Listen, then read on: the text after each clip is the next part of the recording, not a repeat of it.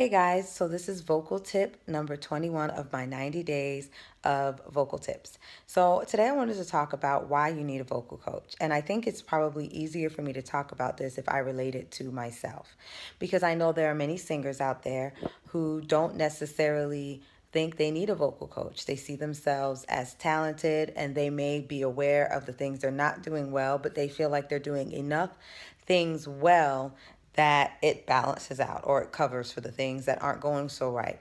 And I can honestly say I feel like I was born gifted as a singer.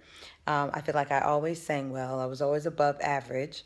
And I didn't necessarily think that I had anything that I had to work on. I honestly went to school to study vocal performance because I figured it would be the easiest thing for me to get a college degree in. I really went very arrogantly, not really thinking I needed the program, to be totally frank. That being said, taking vocal lessons changed the trajectory of my life because it taught me to think about my voice as anyone would think about their instrument. So it helped me to take away this ego that I had about my instrument or this pride or whatever insecurity I may have and truly look at my instrument and learn how to build my instrument from the ground up.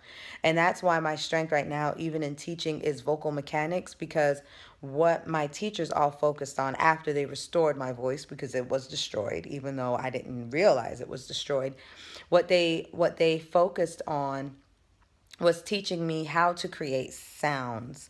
And there wasn't a whole lot of lecturing going on in my voice lessons. It was just, I remember distinctly meeting my second voice teacher, Dr. Cavendish, and he said, "This is not a picnic. Just do what I say and we'll be fine." And that's what we did. He told me, open your mouth more, drop your jaw more, turn your head from side to side, relax your tongue more, imagine this, visualize that. And those are the things that I did to create the sound that he was looking for. And so that's how I've learned to teach. So I've learned to really take myself, my feelings, my aesthetic out of the equation and learn to and I've learned to just be a mechanic when it comes to vocals, the way that you would see somebody warming up their violin or their horn is the way that I approach my voice. Is it even?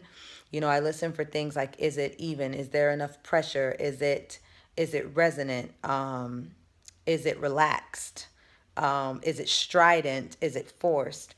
I listen for all of those things. And I think that when you, number one, first restore your instrument. Number two, learn how to sing from the bottom of your instrument to the top of your instrument evenly, and you learn the strengths and the weaknesses of your instrument with it being fully developed.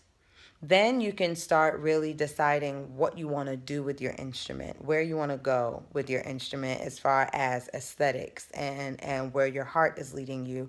And now you actually have a full working instrument to work with, which I'm talking about your voice.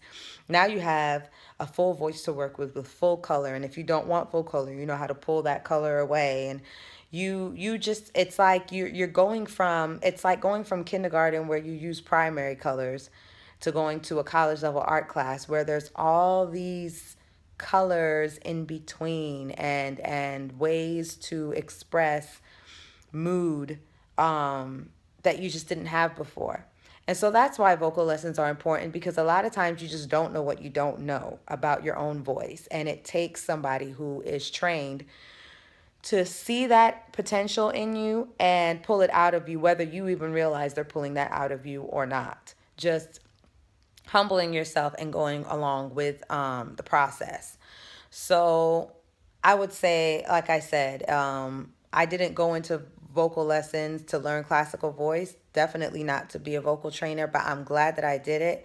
I'm glad that I have everything, have all the knowledge that I have. So yeah, I definitely think that if you want to be a serious singer who wants to sing for the rest of your life, and wants to sing well for the rest of your life, and you want to be an asset wherever you go musically, it will definitely help build your worth, your equity, your value, if you invest in a quality vocal coach, quality vocal coach, a quality vocal coach, an educated vocal coach, a well-read vocal coach, and a trained vocal coach. And amen. I'll talk to y'all later.